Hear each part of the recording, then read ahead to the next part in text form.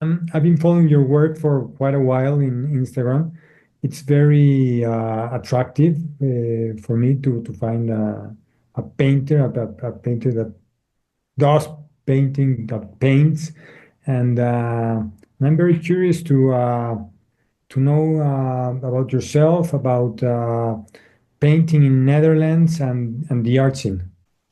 Painting in the Netherlands, there are quite a few really good painters. Lots of the arts are not in painting, they're in videos or performances or stuff, but still quite a lot of really good painters in Holland. So that's nice. Most of them I connect through Facebook or Instagram or things like that, and sometimes visit one another, but most contact is through Instagram. Netherlands has some of the biggest names in art history regarding painting.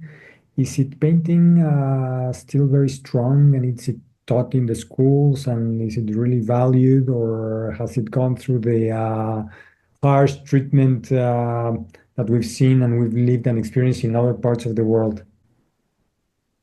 It's not quite as popular as, let's say, 100 years ago or 50 years ago. The big names are, of course, Rembrandt, Vermeer, Van Gogh, well, lots more. Um, these are cultural heritage, but the way painters are treated now, it's, well, maybe it's the same as painters were treated back then. The live painters. True. Yeah. And it's probably the same in Mexico, I guess. Well, Mexico has a very strong tradition around paintings and painting and painters. Big names and wonderful examples of very good painting um, have been accomplished through history. We have obviously good light conditions, which obviously is very Yeah, it comes hand in hand, no? I mean yeah, um, here the light is very bright and it's very fast. Uh, yeah. Colors are very intense, very bright. Obviously, we have cloudy days, and depending the Mexico is a big country, but in general, it has very bright colors. I was amazed, and it's very obvious, but it's until you experience it. When I had the opportunity to visit Amsterdam, for example, to see the atmospheres you have and all the grays and the tones and half tones that come out of it. And regarding the interiors in the houses with the windows and how they operate these wooden covers in the windows, the incredible atmospheres and all the variety in the half tones you have. I mean, it's hallucinating. It is, and of course I'm used to it. But the grays in Holland are wonderful. And if I go on a holiday to south to Portugal or to France or which is more south, then the light becomes harder. The colors are heavier. The contrasts are really high. But over here, contrasts are low. It's really grayish. You're right. It's wonderful. Yeah, and the light goes. The changes in light are very slow, very smoothly. Here it's like a sunset occurs in very fast. It's like, wow, look at these colors. They're gone. Like Oh, very, wow. very Right. fast. And there's like it starts to happen and you can stay there and experience it. Yeah. Very, I mean, it's wonderful. And in contrast, obviously, uh, both scenes are fascinating for painting and for color and atmosphere and all the language regarding painting, no? And the painter's vocabulary, no? But probably every region has its own specific things that people admire them for. I went to Sweden, which is far more north. I went there because I wanted to see the paintings by Anders Zorn and visit his studio as well. I always thought these colors were not right in his paintings, but I've been to Sweden and the paintings are exactly right. It's all really cold, not hard light. It's even more grayish than here, but colder tones than over here, which is also fascinating. I also did that trip to see the light and to see Anderson. Yeah, I didn't get to Mora, but no, I was in Stockholm and in the museum, in the National Museum yeah, paintings.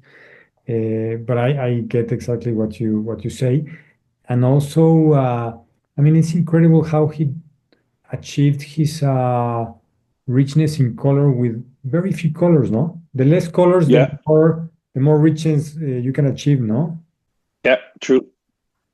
Do you have like a big variety in colors in your palette, or is it like more of a limited, No, not limited. Um, well, limited and rich, no? I don't like the limited palette because then your palette will tell you what you see. So if there's mostly browns, some black, and some red and ochre on your palette, your painting is going to be like that, and reality is not. So if if you want to paint what you see, I like to have 6 colors on my palette plus some white. So I mix it from the primary colors, which is kind of stupid because most of the paintings end up in grays, but The mixture.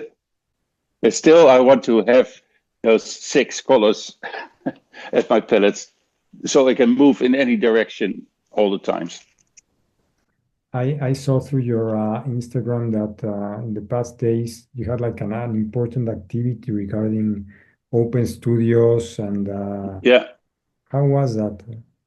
It was quite busy. It was our 10th anniversary of the Open Studios, and we always make a big party out of it and invite guest artists from all over the country. So, well, it was really nice. We had loads of people interested. There's 24 artists in the building, and then we had about 50 guest artists. So it was really a nice exhibition and big. And so people just simply come and visit, and also curators and art professionals, or is it more like on the commercial side? It's a mixture. Uh, we used to be situated next to the Art Rotterdam, which is the most important art fair in Holland. They have moved, but we still are connected to the collectors, also to gallerists, and also to just people from the neighborhood who want to have a look around. So it's a nice mixture of people. It comes. It's been happening for 10 years, this organization. Yeah, we've been organizing this for this one. So it works. It works, yeah, and it's really nice because not everyone has a big gallerist behind him. So this is an opportunity also for people who don't have a big gallerist to show their work and get some people around. So the independent scene in Netherlands it flows, it works, or is it like more of a more of a push rather than a pull? I mean, it's how do you experience that? Well, there is There's enough interest in all kinds of scenes. So, well, every scene has its own public, and well, you have to reach out to grab the people to come, Yeah, of course. I get it. But then a lot of people are interested, so we don't do it for no one. Just for yourselves and for the fun of it, and it happens, and you connect with the right people, and Yeah, it's a and maybe sell some stuff, or maybe make a few new connections, or maybe you meet an old friend you haven't seen in 15 years or something. so it works in all around. It sounds like a community among painters. Is there like a group that gets along and organizes themselves like a society? Not specific painters. There's a complete variety of artists in the building, which is nice. And well, there is a few painters, a few more conceptual ones, a more modernist, but also a young guy who just smashes the paint around, which is really good. So it's So very there's a inclusive. so we have about 4 painters in the building, and the rest is other kinds of art. Very inclusive, and you get along. Yeah, we should. Sounds great. And as a painter, Niels, I mean, you've shown your work, you've developed a very good technique and experienced painting, and you have like a very interesting body of work. You have this kind of activities in the Netherlands. Um, what's next? Just like continue painting? Do you have something like, is there something in your mind? Since Corona hit the world, um, I have a lack of income, just not enough money. People were not buying art anymore. Uh, I couldn't teach because everything was closed. I used to earn just enough money to start painting, but since Corona, I'm working much more, more teaching, so there's less time for painting. Uh, but what I want to do is to drop a few of these jobs and turn to painting even more. Because at this moment, it's just every week I go to the studio and sit around, think a bit, maybe try something, and then the week is over because I have to go to the other jobs again. I would really like to have a bit longer time to really start painting again. Yeah, it's true. Corona changed everything all around. Yeah, Regarding income, obviously, and it became, I think, even harder. But as you mentioned, painters or artists always have it hard, no?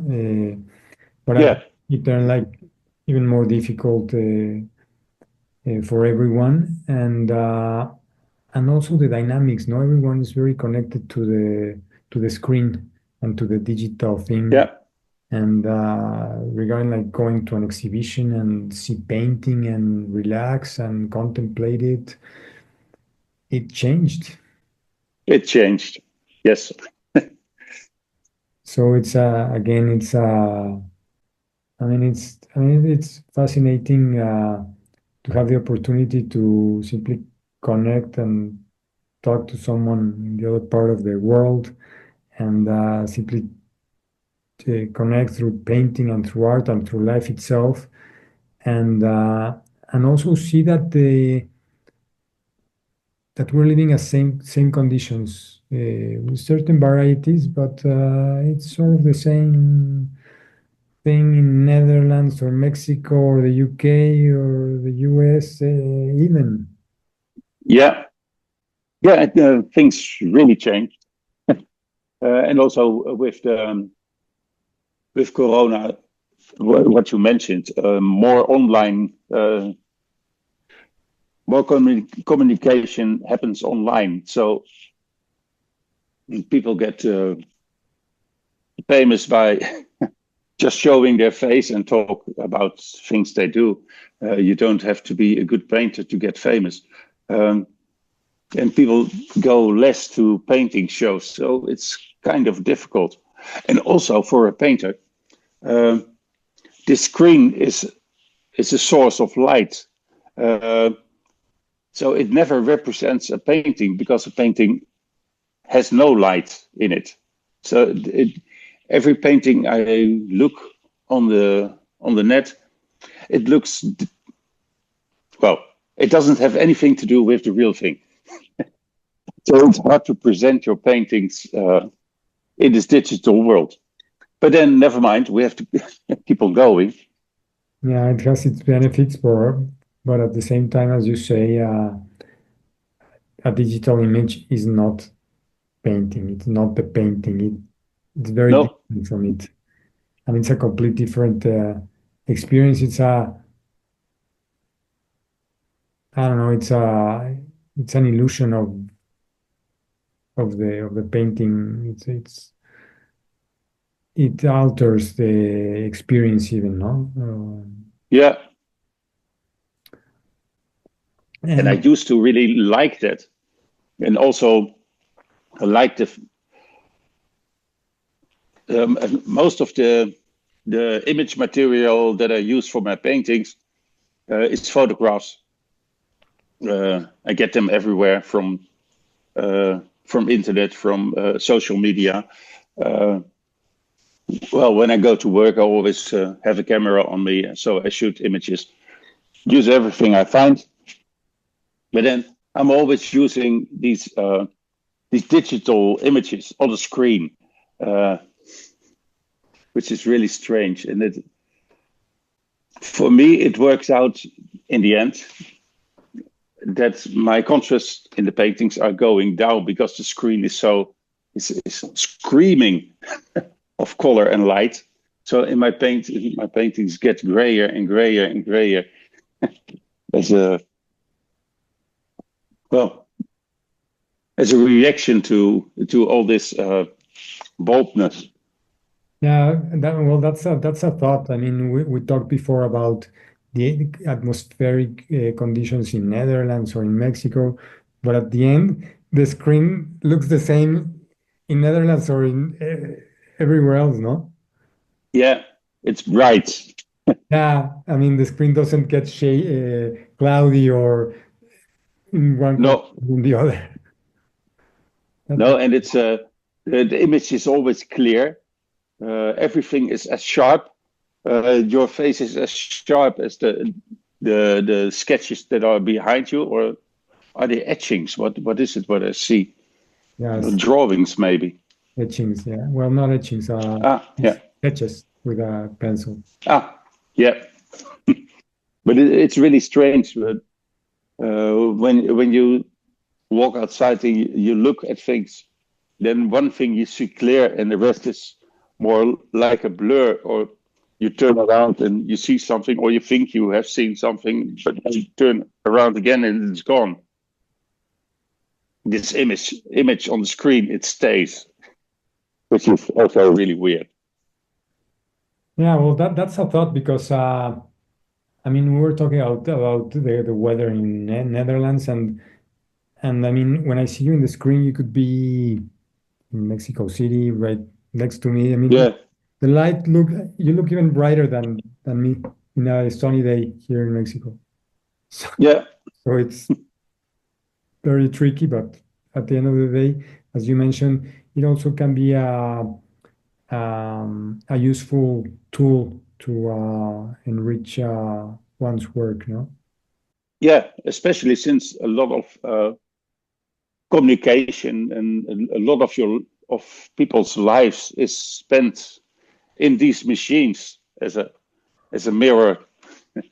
Yeah, I mean, I don't know what the screen does to the eye. I mean, I don't know if it turns the eye more lazy or is it regarding all these half values, these half tonal values, or since everything is so bright and there's no atmosphere and it's I don't know. I mean, there's a reflection around the screen and life itself, no?